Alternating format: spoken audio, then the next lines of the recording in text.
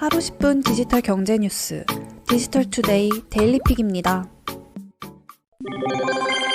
아마존이 100년 역사를 지닌 할리우드 메이저 영화사인 MGM 스튜디오를 인수했습니다. 외신에 따르면 아마존은 84억 5천만 달러, 약 9조 4,400억 원에 MGM 스튜디오를 인수한 것으로 알려졌습니다. 이번 인수는 아마존 역사상 두 번째 대형 인수로 통합니다. 아마존은 지난 2017년 137억 달러에 미국 최대 식품 유통점 홀푸드 마켓을 인수한 바 있습니다. 1924년 설립한 MGM은 4,000편의 영화와 1만 7천 시간 이상의 TV 드라마 컨텐츠를 보유하고 있는 미국 대표 영화사 중 한 곳입니다. 국내에서도 영화 007 시리즈로 우리에게도 익숙한 미국 영화사 브랜드입니다. 이번 인수를 통해 아마존의 OTT 서비스가 한층 더 높은 경쟁력을 갖출 것으로 기대됩니다. 특히 아마존 프라임 비디오를 통해 방송될 독점 콘텐츠 공급에 MGM 스튜디오 작품이 큰 비중을 차지할 전망입니다. 한편 아마존의 제프 베조스 CEO가 공식 사임 일정을 밝혔습니다. 그는 미국 현지 시간으로 오는 7월 5일 CEO직에서 물러납니다. 후임은 앤디 제시, 현 아마존 웹서비스 CEO가 맡습니다. 제프 베조스는 아마존 경영 일선에서 물러나 이사회 의장직만 남겨놓게 됩니다.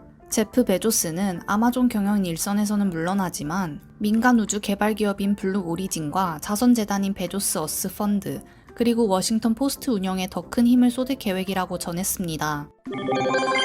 세계 1위의 반도체 파운드리 업체인 대만의 TSMC가 올해 하반기 출시 예정인 신형 아이폰 시리즈에 탑재될 차기 프로세서 생산에 들어갔다는 소식입니다. 대만의 IT 매체 디지타임즈는 업계 소식통을 인용해 TSMC가 A15 바이오닉이라는 이름의 차세대 프로세서를 생산하기 시작했다고 보도했습니다. TSMC가 위탁 생산하는 최신 A15 프로세서는 기존 A14 프로세서와 마찬가지로 TSMC의 5나노 공정을 통해 생산되지만 더 높은 성능과 절전성을 지닌 것으로 알려졌습니다. TSMC는 애플 A15 프로세서 수요가 현재 아이폰 12 시리즈에 탑재된 A14 프로세서보다 더 많을 것으로 보고 있습니다. 디지타임즈는 A15 프로세서 생산을 시작으로 올해 9월 신형 아이폰 시리즈가 정식 출시될 것으로 전망했습니다. 아울러 TSMC와 애플이 충분한 사전 준비를 통해 반도체 부족 현상이 새로운 아이폰 시리즈 생산에 차질을 주지는 않을 것으로 보았습니다. 애플이 대한결제 사업 관련한 개발 매니저를 찾는 구인 공고를 올렸습니다. 언급된 역할들 중 하나에 암호화폐라는 단어도 포함돼 눈길을 끕니다. 애플이 올린 구인 공고에 따르면 사업 개발 매니저 역할은 잠재적인 파트너들을 걸러내고 협상하고 거래를 맺는 것이 골자입니다. 애플 지갑, 결제, 커머스 팀을 위한 새로운 프로그램과 기능 등을 선보이는 것도 포함하고 있습니다. 애플페이 팀과도 협력하게 됩니다. 특별한 제품이나 파트너십 관련 내용이 언급된 것은 아닙니다. 그러나 디지털 지갑, 후불 결제, 즉시 결제, 암호화폐 등이 대안결제 사례로 표기됐습니다. 그동안 암호화폐와는 거리를 두었던 애플이 어떤 의도로 암호화폐라는 단어를 대안결제 협력 담당자를 찾는 구인 공고에 넣었는지는 확실하지 않습니다. 애플은 2012년 아이폰과 아이패드용 디지털 지갑 앱인 월렛을 제공해왔습니다.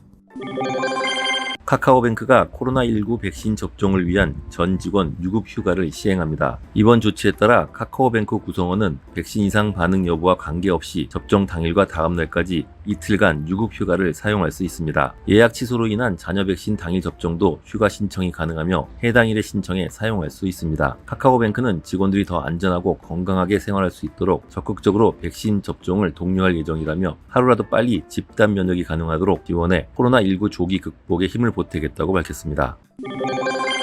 금융위원회, 금융감독원, 카카오뱅크, K뱅크, 토스혁신준비법인은 인터넷 전문은행의 중저신용자 대상 신용대출 비중을 2023년까지 30% 이상으로 확대한다고 밝혔습니다. 인터넷 전문은행들이 전체 신용대출에 있어서도 고신용자 대상 영업에 치중한 결과 시중은행보다 중저신용자 대상 신용대출 비중이 낮은 상황입니다. 신용대출 중 중저신용층 비중은 인터넷 전문은행이 12.1%로 은행 평균 24.2%의 절반 수준입니다. 금융당국은 2020년 말 기준 중저신용자 대상 신용대출 2조 원을 올해 말까지 4조 6천억 원 규모로 늘릴 방침입니다. 이에 금융당국은 인터넷 전문은행들과 개선 방안을 마련했다고 밝혔습니다. 카카오뱅크는 2020년 말 10.2%인 중저신용자 대상 신용대출 비중을 올해 연말까지 20.8%로 늘리고 2022년 말 25%, 2023년 말 30%로 확대합니다. K뱅크 역시 중저신용자 대상 신용대출 비중을 2020년 말 21.4%에서 2022년 말 25% 26%, 2023년 말 32%로 높일 계획입니다. 출범 예정인 토스뱅크는 올해 말 34.9%로 중저신용자 대상 신용대출을 시작해 2023년 말까지 44%로 확대할 예정입니다.